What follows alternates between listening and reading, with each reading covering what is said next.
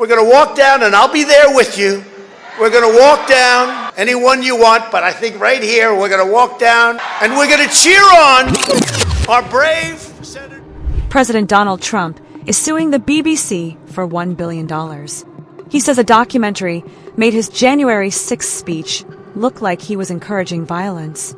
The BBC has admitted that the edit was misleading. The mistake has already caused top leaders at the BBC to resign. Are you going ahead and suing the BBC? Well, I guess I have to. You know, why not? Because they defrauded the public, and they've admitted it, and their top echelon. Director General and the CEO This both is resigned. within one of our great allies, you know. The BBC program combined different parts of Trump's speech. This made it look like he was telling people to act violently. When people noticed the edit, it caused a lot of criticism. The BBC's Director General and head of news resigned. The chairman apologized, saying it was a serious mistake in editing. The apologizing is for the way the team edited President Trump's speech to his supporters on January the 6th. It was public, we discussed it, and indeed the reservations and there were some people on the board who felt very strongly it was wrong, others defended it. It was discussed at Panorama, so they knew about that. But I think the point I'm making is, in hindsight, we should have acted earlier and taken a more formal position on it, which we've done more recently. I did not want to lose Tim Davie. I think Tim Davie has been an outstanding Director General, and may I say, nor did any member of the board.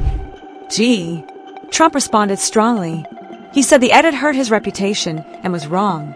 His lawyers sent a formal notice asking the BBC to take back the program, apologize, and pay $1 billion. Experts say the case might be hard to win under UK law, but it has already made headlines around the war.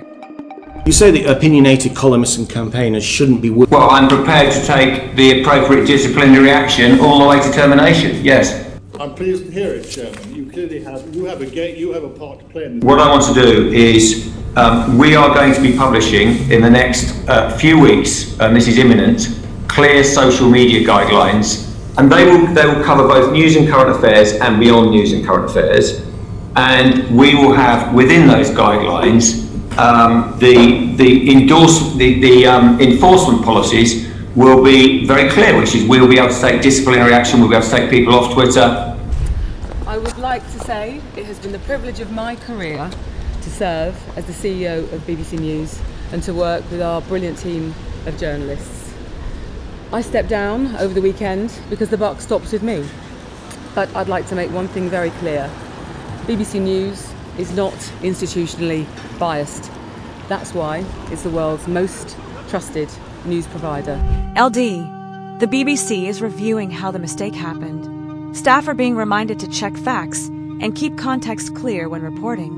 While the BBC says there was no intention to mislead, some people say this has hurt its credibility. Supporters say admitting the mistake shows transbar. In C, this case shows how fast news spreads today. Even small mistakes can have big consequences. Media outlets are under pressure to report quickly, and political figures are increasingly challenging coverage they feel is wrong. The story has sparked a wider conversation about fairness and responsibility in journalism. Ableism. Trump's lawyers have given the BBC a deadline to respond. The broadcaster says it will reply officially and continue reviewing its processes. Analysts say the case could end quietly with an apology or move forward in court, possibly setting a rule for how media handles political figures. Either way, the world is watching.